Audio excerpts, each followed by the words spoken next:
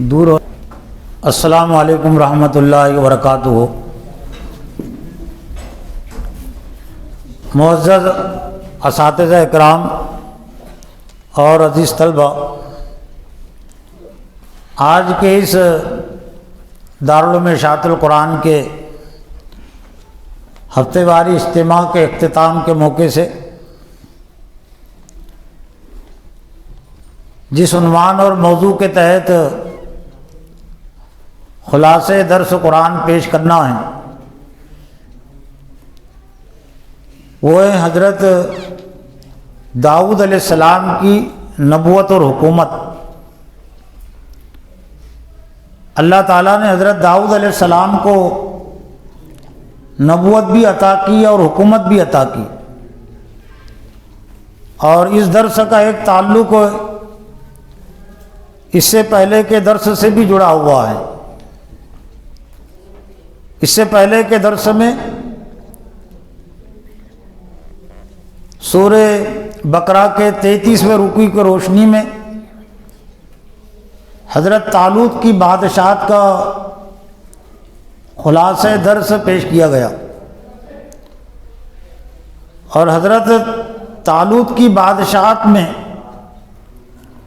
ضمناً حضرت داؤد علیہ السلام کا تذکرہ بھی آیا تھا، اس لیے کہ حضرت داؤد علیہ السلام اس وقت حضرت طالوت کی فوج میں لشکر میں ایک سپاہی تھے،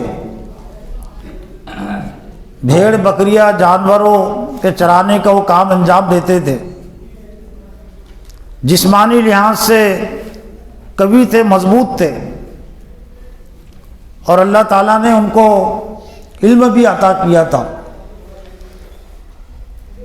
تو حضرت داؤد علیہ السلام جو اس وقت ایک عام مجاہد سے سپاہی تھے، انہوں نے وَقَتَلَ دَاوُودُ جَالُوتَ وَآتَاهُ اللَّهُ الْمُلْكَ وَالْحِكْمَةَ وَعَلَّمَهُ مِمَّا يَشَاءُ۔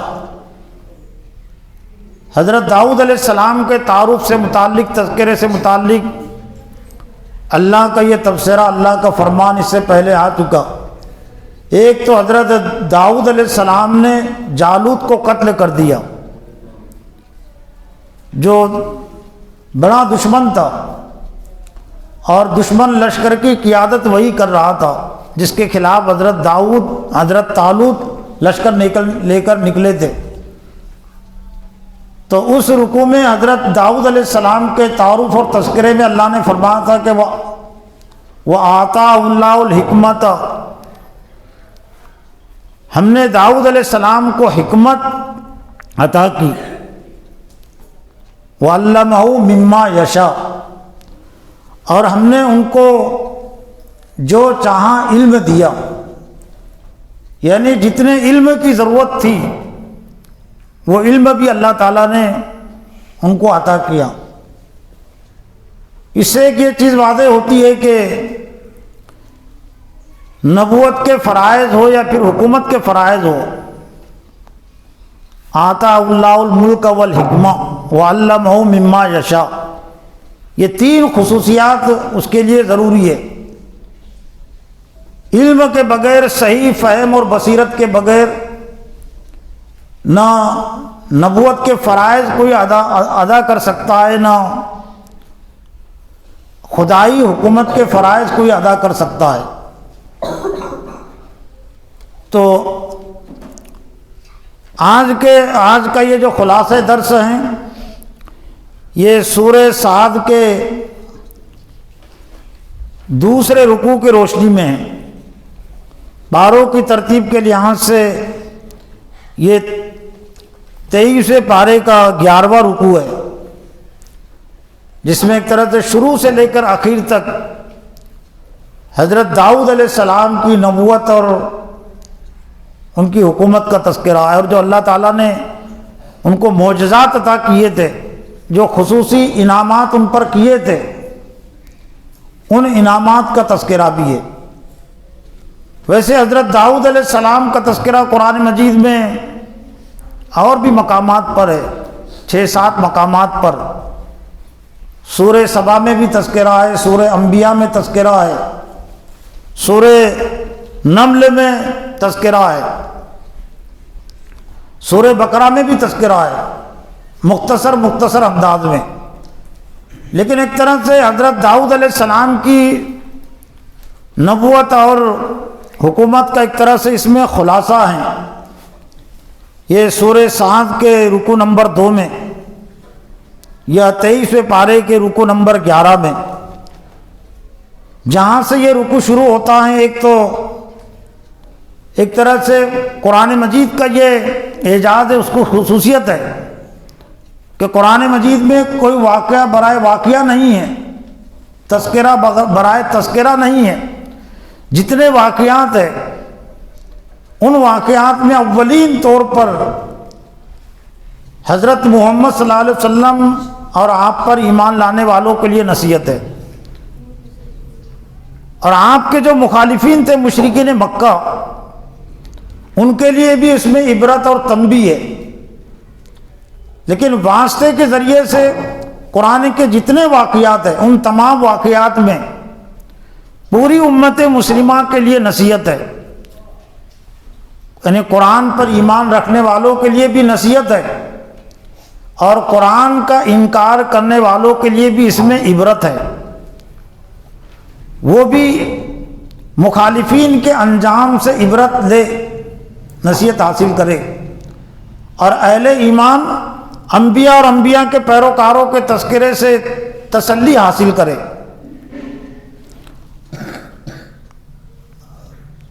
تو جہاں سے یہ براہ راست باضابطہ حضرت داؤد علیہ السلام کا تذکرہ شروع ہوتا ہے. اس سے پہلے کی 2 آیتیں اس رکوع کے وَمَا يَنظُرُ هَؤُلَاءِ إِلَّا صَيْحَةً وَاحِدَةً مَا لَهَا مِنْ فَوَاقٍ وَقَالُوا رَبَّنَا عَجِّل لَنَا قِطَّنَا قَبْلَ يَوْمِ الْحِسَابِ اصْبِرْ عَلَى مَا يَقُولُونَ وَاذْكُرْ عَبْدَنَا دَاوُودَ ذَا الْعَبْدِ إِنَّهُ أَوَّابٌ. پہلی آیت میں کہ کہا گیا کہ یہ آپ کے جو مخالفین ہیں، یہ دور مکی سے اس صورت کا تعلق بھی، یہ جو انتظار کر رہے ہیں کہ ایک چنگاڑ کا، ایک دھماکے کا آواز کا، یعنی گویا کہ دور مکی کے آخری صورتوں میں سے، دور مکی کی جو آخری صورتیں اس میں انذار کا، تنبیہ کا پہلو غالب ہے کہ اے مکہ والوں، گزشتہ زمانے کے واقعات سے نصیحت حاصل کرو. جس طرح سے گزشتہ زمانے میں انبیاء کے مخالفین کو اللہ تعالیٰ نے اس دنیا میں ہلاک کر دیا، وہی ہلاکت سے تمہیں دوچار ہونا پڑے گا. اور حضرت صلی اللہ علیہ وسلم اور اہل ایمان کے لیے اس میں تسلی ہے کہ اب یہ ایمان لانے والے نہیں ہیں، یہ اب اللہ کے عذاب کے منتظر ہے.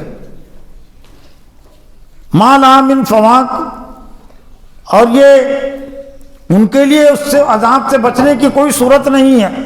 اور وہ کہنے لگے کہ ربنا عجل لنا قطنا قبل یوم الحساب، یعنی ہٹ درمی اتنی بڑھ گئی تھی کہ عذاب کی تنبیہ سے نصیحت حاصل کرنے کے بجائے مزید ہٹ درم ہو گئے، اور کہتے تھے کہ جس عذاب کی تم دھمکی دے رہے ہو وہ عذاب لے کر آؤ، عجل لنا، جلدی کرو، جلدی لاؤ عذاب. جبکہ عذاب کی دھمکی ان کو اس لیے سنائی گئی تھی کہ وہ جلدی اپنی اصلاح کرے،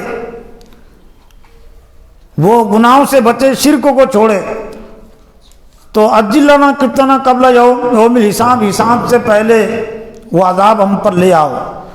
تو حضرت صلی اللہ علیہ وسلم کو تسلی دی گئی، اصبر علی ما یقولون، آپ غم زدہ نہ ہو، جو کچھ یہ کہتے ہیں آپ اس پر صبر کیجئے.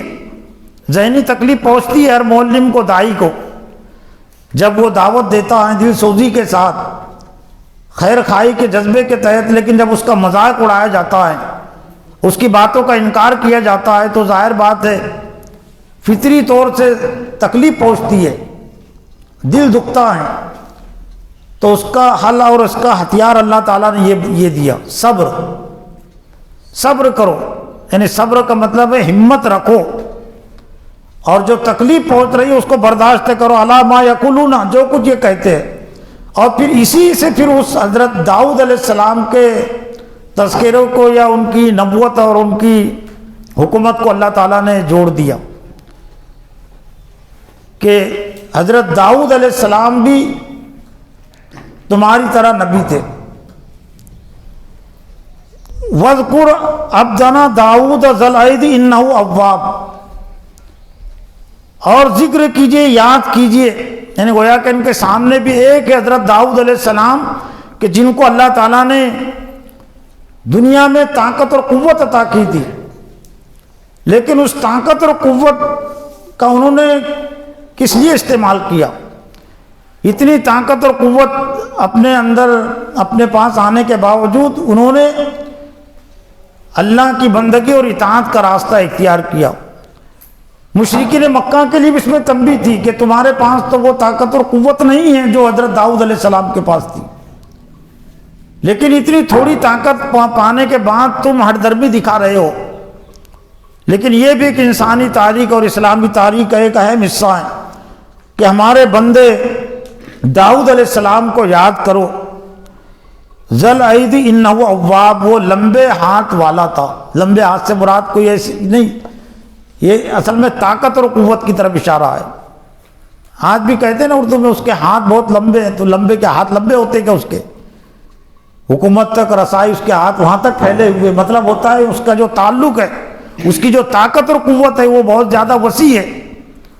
تو حضرت داؤد علیہ السلام کو اللہ تعالیٰ نے دنیا میں جو وسائل کی طاقت اور قوت عطا کی تھی،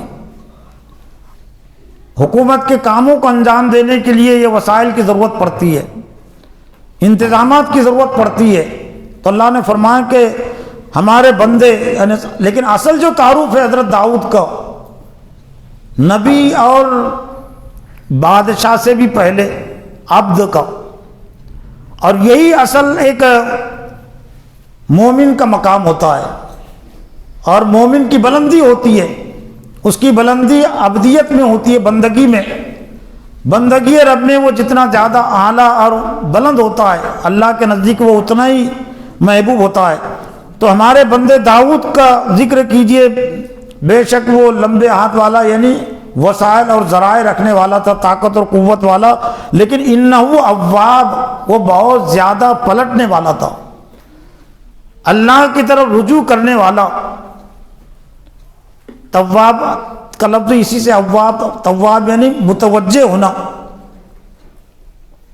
اللہ کی طرف متوجہ ہونے والا، بہت زیادہ متوجہ ہونے والا۔ حضرت داؤد علیہ السلام کے متعلق یہ بھی بات ملتی ہے حضرت محمد صلی اللہ علیہ وسلم کے حدیث میں کہ اتنی حکومت رکھنے کے باوجود اللہ کی بندگی کے حوالے سے ان کا جو عمل تھا، اللہ کی طرف رجوع ہونے، کہ وہ ایک دن روزہ رکھتے تھے اور ایک دن بغیر روزے کے رہتے تھے۔ بڑی بات ہے نا، یہ آسان نہیں ہے نا، یہ کاموں کو انجام دینے والوں کے لیے آسان نہیں ہے، میرے لیے بھی نہیں ہے آسان نہیں ہے، بڑے سے بڑے جماعت کے امیر کے لیے آسان نہیں ہے نا، ایک دن روزہ رکھنا، ایک دن بغیر روزے کے رہنا۔ ایک حدیث سے اس کا ثبوت ملتا ہے کہ ایک صحابی اللہ کے رسول کے پاس آئے، انہوں نے کہا کہ اللہ کے رسول، میں یہ چاہتا ہوں کہ زیادہ سے زیادہ روزے رکھوں۔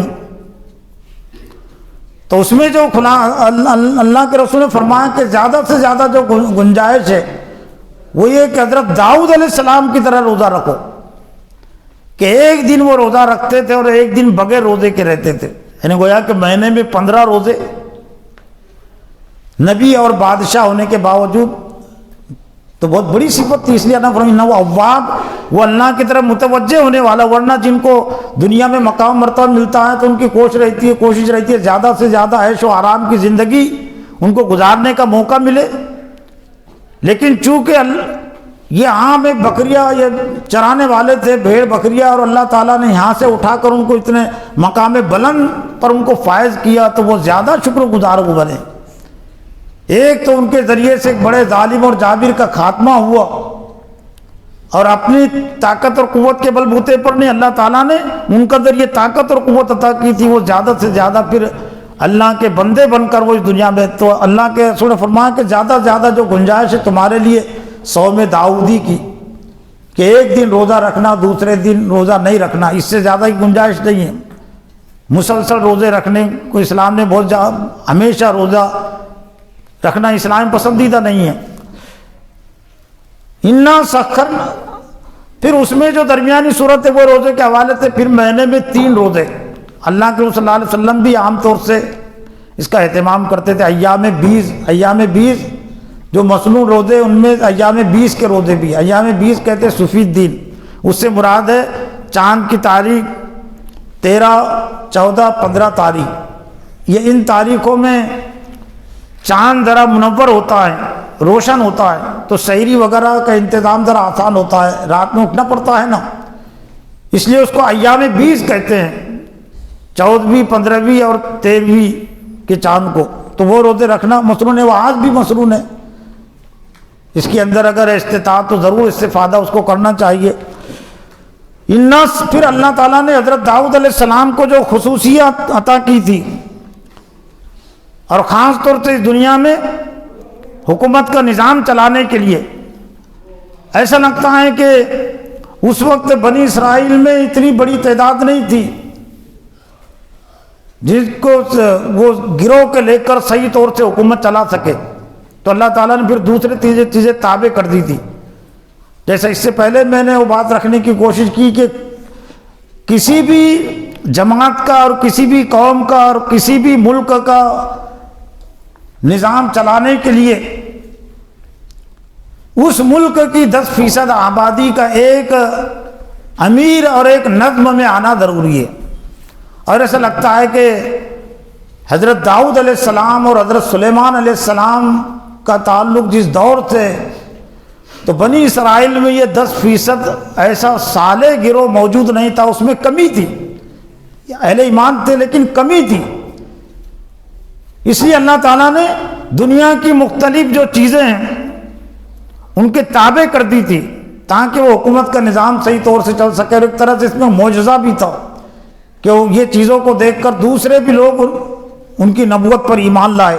انا سخرنا الجبال معه یسبحن بالعشی والاشراق، بے شک ہم نے مسخر کر دیا پہاڑوں کو ان کے ساتھ، یسبحن جو تسبیح پڑھتے تھے، اللہ کی پاکی بیان کرتے تھے صبح اور شام. بالعشی والاشراق، اشراق کہتے صبح کے وقت، عشی یعنی شام کا وقت. عشاء کہتے ہو رات کے کھانے کو کہتے ہیں، عشی سے بنا ہوا لفظ ہوا. تو پہاڑوں کو ان کے لیے مسخر کر دیا تھا. مطلب کیا ہے؟ وَالطَّيْرَ مَحْشُورَةً كُلٌّ لَهُ أَوَّابٌ، اور پرندوں کے جھنڈ بھی.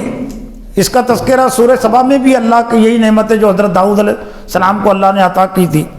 اور پرند کے جھنڈ كُلٌّ لَهُ أَوَّابٌ، تمام کے تمام اس کے لیے وہ متوجہ تھے. لہن داؤدی بھی مشہور ہے. لہن داؤدی کہتے حضرت داؤد علیہ السلام کا ترنم جب وہ زبور کی تلاوت کرتے تھے جو اللہ تعالیٰ نے ان پر نازل کی تھی، تو حضرت داؤد کی خصوصیات میں سے خصوصیت یہ بھی تھی کہ اللہ تعالیٰ نے انہیں بہت خوش آوازی عطا کی تھی. لہن داؤدی آج بھی مشہور ہے نا، لیکن یہ تو نام ہے اس کا صرف، لیکن ہم نہیں سمجھ سکتے. اگر پہلے وہ ویڈیو کا زمانہ ہوتا، کیمروں کا زمانہ ہوتا، تو ہو سکتا کچھ چیزیں محفوظ رہتی، لیکن وہ چیزیں نہیں تھی تو محفوظ نہیں ہیں. لیکن جب اللہ کی طرف سے یہ عنایت تھی تو ہم اس کو پورے طور سے نہیں سمجھ سکتے کہ وہ کس طرح سے آپ کی خوش آوازی تھی اور ترنم تھا. لیکن بہرحال ایک بڑی نعمت ہوتی ہے. اور اس کے ساتھ پھر اللہ تعالیٰ نے جب وہ قرآن وہ توریت کی تلاوت کرتے تھے، اللہ کا ذکر کرتے تھے، حمد کرتے تھے،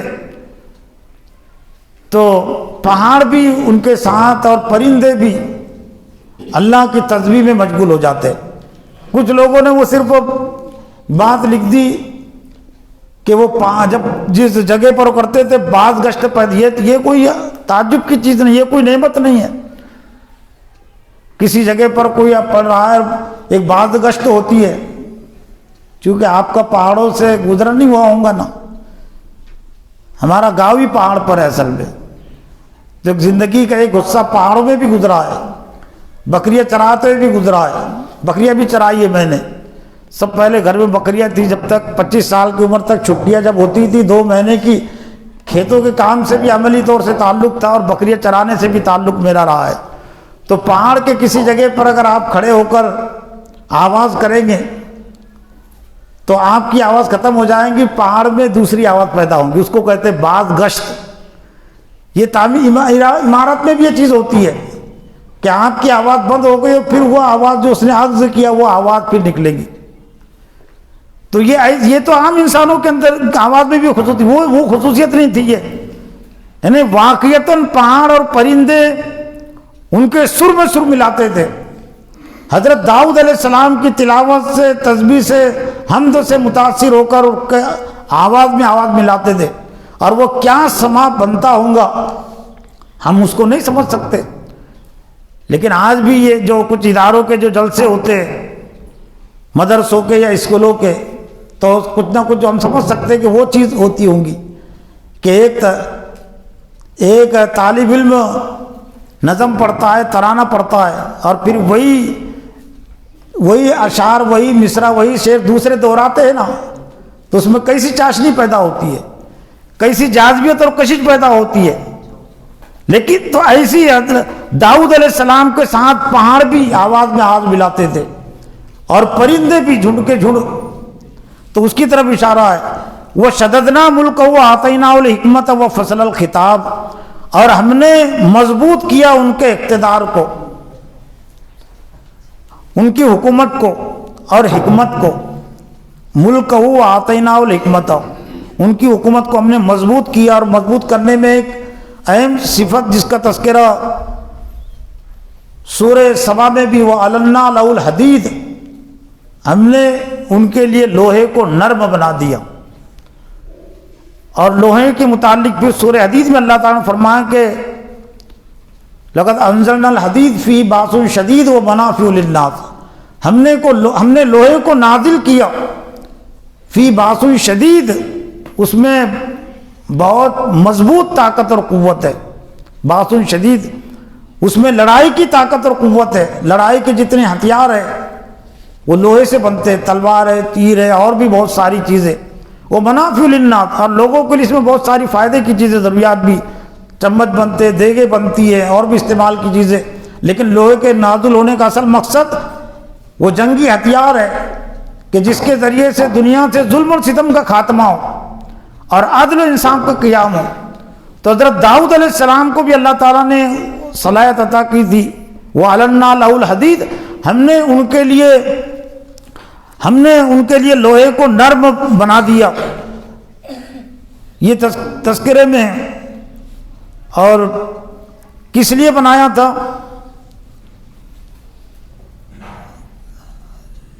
یہ اس لیے بنایا تھا وَلَقَدْ آتَيْنَا دَاوُدَ مِنَّا فَضْلًا يَا جِبَالُ أَوِّبِي مَعَهُ وَالطَّيْرَ, اللہ نے گویا کہ پہاڑوں کو حکم دیا تھا کہ اے پہاڑوں, اس کے اور پرندوں کو بھی کہ اس کے ساتھ تسبیح میں مشغول ہو جاؤ. وَأَلَنَّا لَهُ الْحَدِيدَ, اور ہم نے ان کے لیے لوہے کو نرم بنایا. أَنِ اعْمَلْ سَابِغَاتٍ وَقَدِّرْ فِي السَّرْدِ وَاعْمَلُوا صَالِحًا إِنِّي بِمَا تَعْمَلُونَ بَصِيرٌ. وَأَنِ اعْمَلْ, کہ وہ بنائے, وہ کام کرے. سابق زر ہے جنگ میں جو لباس پہنے جاتے ہیں دفاع کے لیے کہ کوئی تیر اور کوئی تلوار کا وار اثر نہ ہو, تو اس کو زرہ بولتے ہیں, زرہ بختر. اور اس کی جو کڑیاں ہوتی ہیں اس کو درست رکھے اور نیک عمل کرے, اور میں تمہارے اعمال کی خبر رکھنے والا ہوں. وہ فصل الخطاب, حضرت داؤد علیہ السلام کو اللہ تعالیٰ نے جو صلاحیت عطا کی تھی وہ تھی, اور وہ فصل الخطاب, اور بات کرنے کی صلاحیت بھی.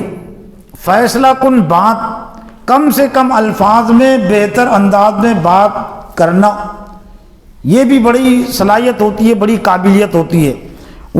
پھر ایک واقعے کا اللہ تعالیٰ نے تذکرہ کیا حضرت داؤد علیہ السلام کے تذکرے میں. اس میں بھی حضرت داؤد علیہ السلام کی ایک طرح سے بندگی رب کی کیفیت ہے, اللہ کی طرف رجوع ہونے والی کیفیت. وَهَلْ أَتَاكَ نَبَأُ الْخَصْمِ إِذْ تَسَوَّرُوا الْمِحْرَابَ, اور کیا آپ تک وہ جو دو فریق ایک جھگڑا لے کر, ایک مقدمہ لے کر پہنچے تھے, اس کی خبر پہنچی؟ اس تصور المحراب, جبکہ وہ پہنچے تھے ان کے محراب تک, ان کی جو خاص جگہ تھی بیٹھنے کی, آرام کرنے کی. چاہے کوئی نبی ہو، حکمراں ہو، عام انسان ہو، تو ظاہر بات ہے کہ ایک ہوتا ہے اس کا ذاتی راحت و آرام، اور ایک ہوتا ہے لوگوں کے لیے اس کا وقت، لوگوں کے لیے وقت کی اور اپنے ذاتی راحت و آرام، اللہ کی عبادت کے لیے اوقات جو مخصوص ہوتے، جگہ بھی مخصوص ہوتی ہے۔ تو گویا کہ وہ جو جگہ مقصد تھے اور اس موقع کا تذکرہ ہے کہ جب کہ ان کے وہ آرام کا وقت تھا، ان کی عبادت کا وقت تھا، ذاتی راحت و آرام کا وقت تھا، لیکن ایسے موقع پر دو جھگڑنے والے ایک مقدمہ لے کر پہنچ گئے، لیکن کس حالت میں پہنچے؟ ایک طرح سے لگتا ہے کہ اللہ تعالیٰ امتحان لینا چاہتا تھا ان کی صبر کا، قوت برداشت کا، عفو درگزر کا۔ ایک تو بادشاہ بھی ہے، نبی بھی ہے، اور عام دروازے سے نہیں آیا۔ عام دروازوں پر تو ظاہر بات ہے جو جتنے بڑے ہوتے ہیں ان کو داروغہ بھی رکھنے پڑتے ہیں، ہر ایک کے لیے کبھی بھی آنے کی اجازت رہیں گی تو کام ہی نہیں کر سکتا ہے کوئی۔ تو گویا کہ حضرت داؤد علیہ السلام کا جو مکان تھا، دروازے پر تو محافظین تھے، لیکن وہ جو دو آئے وہ دیوار پھاند کر آ گئے۔ کون برداشت کرے گا؟ ایک عام شخص کو بھی غصہ آ جائے گا نا۔ ایک تو وقت بے وقت، اور دوسرے یہ کہ صحیح ظاہر بات ہے وقت نہیں ہوں گا تو درباروں نے نہیں آنے دیا ہوں گا، لیکن وہ آنے والوں کو حضرت داؤد علیہ السلام کے حلم پر، ان کی بردباری پر اتنا یقین تھا، اتنا اعتماد تھا کہ داؤد علیہ السلام ہمارا کچھ نہیں کر سکتے، ہمیں ڈانٹ نہیں سکتے، اور ہم پر باز پرس نہیں کر سکتے ہماری۔ تو گویا کہ حضرت صلی اللہ علیہ وسلم کے لیے اور قیامت تک آنے والے حکمرانوں کے لیے بھی اس میں نصیحت کا پہلو ہے کہ اگر اللہ نے تم کو مقام مرتبہ عطا کیا ہے، لیکن اگر اس طرح کا کوئی معاملہ لے کر تمہارے پاس پہنچے اور جس طریقے سے آتے اس طریقے کے خلاف، تو تمہارے اندر وہ صفت ہونی چاہیے جو صفت حضرت داؤد علیہ السلام میں تھی، کہ کیا آپ کے پاس وہ دو لڑنے والوں کا، حزبین کا معاملہ پہنچا، خبر پہنچی اس تصور المحراب، جبکہ انہوں نے دیوار پھاندی اور محراب تک حضرت داؤد علیہ السلام تک پہنچ گئے۔ اس دخلوا علی داؤد ففزع منہم، ظاہر بات ہے داؤد علیہ السلام انسان ہی تھے، موسیٰ علیہ السلام بھی ڈر گئے تھے کوہ طور پر، جب اللہ نے فرمایا کہ وہ ڈالو لاٹھی، تو انہوں نے لاٹھی ڈال دیا تو سانپ بن گئی، تو موسیٰ علیہ السلام کے اندر ڈر پیدا ہوا، اللہ لا تخف سنعید سیرت الاولیٰ، اس کو پکڑ لو، ہم اس کو ویسی حالت میں لوٹا دیں گے۔ تو یہ فطری چیز سے سانپ سے ڈرنا، تکلیف دینے والی چیزوں سے ڈرنا، یہ کوئی تقوی کے خلاف نہیں ہے، نبوت کے خلاف بھی نہیں ہے۔ تو جب یہ اس طرح سے پہنچے، جب کہ داؤد علیہ السلام کے پاس پہنچے تو ففزع منہم، داؤد علیہ السلام ڈر گئے۔ ظاہر بات ہے کہ اگر آنے والے ہوتے تو دروازے سے آتے، اور آنے کا وقت تو کوئی ہے ہی نہیں، دربان موجود ہے، محافظین موجود ہے، تو گویا کہ کوئی ڈاکو یعنی جان پر دھوکے سے قتل کرنے کے لیے پہنچے، یا اور کوئی کے پیش نظر اور کوئی چیز ہے۔ تو حضرت داؤد علیہ السلام ڈر گئے، قالوا لا تخف، انہوں نے کہا کہ ڈرو مت۔ یہ ایک نبی کا کردار جو بادشاہ بھی ہے، لیکن وہ آنے والے دو ہے تو وہ انہوں نے محسوس کر لیا حضرت داؤد علیہ السلام سے ڈر کے۔ ظاہر بات ہے کوئی اگر ڈاکو ہوں گے، چور ہوں گے، اب تو داؤد علیہ السلام کے پاس کیا تھا اس وقت؟ وہ تو اپنے محافظ، اپنی ذاتی جگہ میں تھے، آرام کی جگہ میں، عبادت کی جگہ میں، اور ان کا تو خواب و خیال میں بھی نہیں تھا نا کہ اس طرح سے کوئی آ جائے گا دیوار پھاند کر۔ تو انہوں نے کہا کہ لا تخف خصمان بغی بعضنا علی بعض، ہم دو اصل میں لڑنے والے ہیں، ہم دو فریق ہیں، ایک ہمارے درمیان میں ایک تنازع ہے دونوں کے معاملے میں۔ وہ تنازع کیا ہے؟ بغی بعضنا علی بعض، ہم میں کہ ایک نے دوسرے پر ظلم کیا ہے، یعنی ایک حق پر ہے اور ایک ناحق پر ہے، لیکن کوئی فیصلہ نہیں ہو رہا ہے، اس لیے ہم آپ تک پہنچ گئے۔ فاحکم بیننا بالحق، بس ہمارے درمیان میں حق کے ساتھ فیصلہ کیجئے۔ لیکن کتنے صاحب وہ تھے، کتنے سادہ تھے، اور حضرت داؤد علیہ السلام کے اخلاق و کردار پر ان کو کتنا یقین تھا کہ ہمارے ساتھ کوئی ظلم کا معاملہ نہیں ہو سکتا، ہمارے درمیان میں فیصلہ کیجئے حق کے ساتھ، ولا تشدد، اور ناانصافی مت کیجئے۔ اتنے اگر انصاف پرور تھے تو کہہ سکتے تھے نا کہ آئے کیوں میرے پاس؟ اپنا انصاف خود ہی کر لینا تھا. یعنی داؤد علیہ السلام کو بھی نصیحت کر رہے کہ ظلم مت کیجیے، ناانصافی مت کیجیے ہمارے حق میں، انصاف کے ساتھ فیصلہ کیجیے. ولا تشدد، ہمارے ساتھ زیادتی مت کیجیے. وہدینا الی سواء الصراط، اور ہماری رہنمائی کیجیے الی سواء الصراط، سیدھے راستے کی طرف. یعنی یہ جو ہمارے درمیان میں جو قضیہ ہے ایک، پھر وہ قضیے کا تذکرہ بعد میں ہوئے. ان ھذا اخی، اس نے کہا کہ یہ میرا بھائی ہے. لہو 39 ناجۃ ولی ناجۃ واحدہ، کہ اس کو اس کے پاس 99 دمبیاں ہے. دمبا دمبی یہ بکری کی ایک قسم ہے. یہ مینڈے بھیڑ دیکھے کہ نہیں آپ نے؟ تو بھیڑ ہی سے لگ کر عرب میں زیادہ یہ ہوتے دمبے، جسامت بھی اس کی وہی ہوتی ہے، تھوڑا بہت فرق ہوگا. تو دمبا تو وہ اس کی طرف اشارہ ہے کہ ایک یہ میرا بھائی ہے، سگا بھائی بھی ہو سکتا ہے یا اور کوئی دوسرا بھائی بھی، ایمانی بھائی، کہ اس کے پاس 99 دمبیاں ہیں اور میرے پاس ایک ولی ناجۃ واحدہ، اور میرے پاس ایک ہی دمبی ہے میرے لیے. فقال اکفلنا واذنی فی الکتاب، لیکن وہ کہتا ہے کہ اسے ایک دمبی کو بھی میرے دمبیوں میں ملا دو. یعنی ایک دمبی جو میرے پاس ہے وہ کہتا ہے وہ بھی میری ہے اور میری دمبیوں میں اس کو ملا دو. واذنی فی الخطاب، اور مجھ پر غالب آ گیا. یعنی ایسے انداز سے اس نے بات کی کو گویا کہ ثبوت میں لاچار ہو گیا کہ میں کیسے اپنی دمبی کو اس سے بچا کر رکھوں. اس لیے آپ اس معاملے میں فیصلہ کیجئے. قال لقد ظلمك بسؤال ناجتك الى نياجه وان كثيرا من الخلطاء ليبغي بعضهم على بعض الا الذين امنوا وعملوا الصالحات. تو حضرت داؤد علیہ السلام نے سمجھ لیا کہ اس کے ساتھ تو بڑی زیادتی ہو رہی ہے کہ ایک بکری ہے، اس کے بعد دمبی ہیں، اور ایک کے بعد 99. وہ کہتا ہے کہ یہ بھی میری ہے، مجھ کو دے دے. تو حضرت داؤد علیہ السلام نے کہا کہ تحقیق کے لقد ظلمك بسؤال ناجتك الى، یہ تیرا اس سے مانگنا، یہ تیرے ساتھ بڑے ظلم کی بات ہے. تیرے ساتھ بڑے ظلم کی بات ہے کہ وہ جو کہتا ہے کہ اس کی ایک دمبی بھی اس میں ملا دے. اور پھر حضرت داؤد علیہ السلام نے کہا کہ زیادہ تر اس طرح کے جو معاملات کرنے والے لوگ ہیں، لوگوں کے ساتھ جو لین دین کرتے ہیں، وہ ایک دوسرے پر وہ ظلم کرتے ہیں. لیبغی بعضهم علی بعض، ہاں جو لوگ ایمان لانے والے اور نیک اعمال کرنے والے ہیں وہ اس ظلم سے بچے رہتے ہیں. وقلیل ما ہم، لیکن بہت کم لوگ ہوتے ہیں ایسے جو دوسرے پر ظلم نہیں کرتے. وَظَنَّ دَاؤُدُ أَنَّمَا فَتَنَّاهُ فَاسْتَغْفَرَ رَبَّهُ وَخَرَّ رَاكِعًا وَأَنَابَ. اور حضرت داؤد علیہ السلام نے اس واقعے سے مقدمے سے سمجھ لیا کہ انما فتناہو، کہ ہم نے اس کی آزمائش کی ہے، اس کا امتحان لیا ہے. ورنہ ناممکن تھا نا یہ کہ دربان کو چھوڑ کر آ جانا. لیکن ایسا لگتا ہے کہ غیر محسوس طریقے سے اللہ تعالیٰ نے ان کو یہ بھیجا، ان کے دلوں میں بات ڈالی.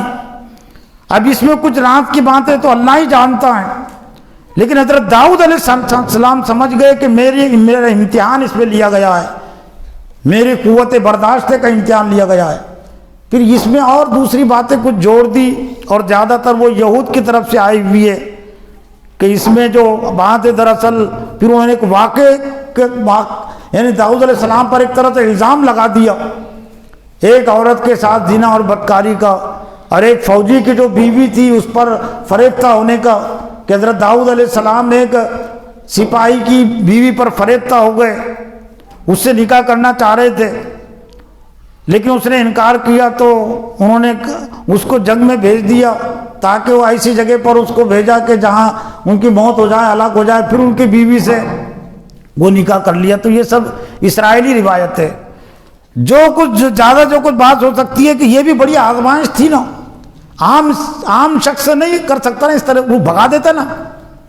شرم نہیں آتی تم کو کہ ایک تو دیوار پھانگ کر آئے اور مجھ سے یہ چاہتے کہ تم فیصلہ کرو اور کہتے کہ انصاف کے ساتھ فیصلہ کرو. اتنا ہی زیادہ تمہیں علم ہے تو تم آئے کیوں میرے پاس؟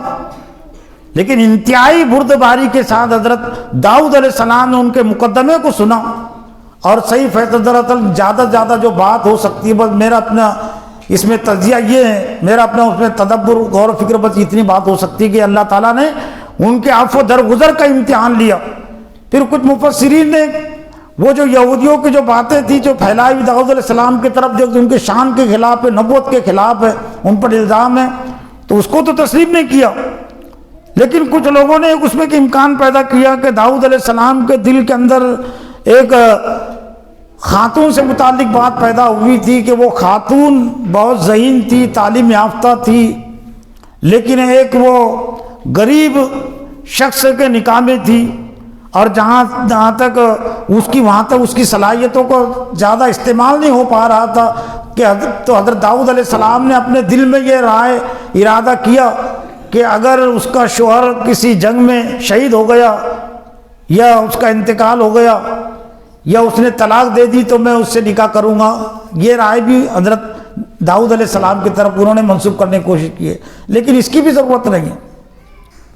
یہ صرف یہ ہے کہ جس طریقے سے وہ آئے، جس انداز سے آئے، تو اللہ تعالیٰ نے امتحان لیا تھا، اور ایک طرح سے قیامت تک آنے والے حکمرانوں کو اللہ تعالیٰ نے بتلا دیا کہ یہ ہوتا ہے اسلامی طرز حکومت۔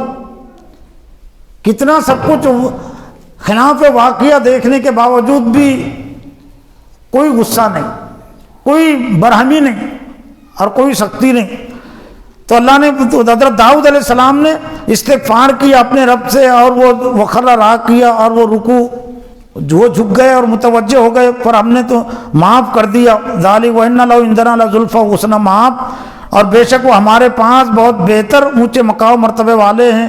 یا داؤد انا جعلناک خلیفۃ فی الارض، اللہ نے فرمایا کہ اے داؤد ہم نے تمہیں خلیفہ بنایا ہے زمین میں، فاحکم بین الناس بالحق، آپ لوگوں کے درمیان میں انصاف کیجئے، ولا تتبع الہویٰ، اور خواہش نفس کی اتباع اور پیروی مت کیجئے، فیضلک عن سبیل اللہ، آپ کو وہ سیدھے راہ سے گمراہ کر دیں گے۔ وہ جو امکان جو بعد اعتدال پسند مفسرین نے اس میں جو اپنا ظاہر کیا، تو ظاہر اس کی طرف انہوں نے کہا کہ یہ آیت سے بات معلوم ہوتی ہے کہ اللہ تعالیٰ نے وہ ارادے سے بھی ان کو روکا، جو جتنا اونچا ہوتا ہے اس کی پکڑ بھی اتنی زیادہ اونچی ہوتی ہے، اس لیے کہ دل میں ارادہ رکھنا کہ ظاہر بات یہ کوئی ظلم کی بات تو نہیں تھی نا کہ وہ شہید ہوں گا پھر اس کی بیچ میں نکاح کروں گا، لیکن ایک نبوت کے بہرحال نبوت کے لائق یہ چیز نہیں تھی۔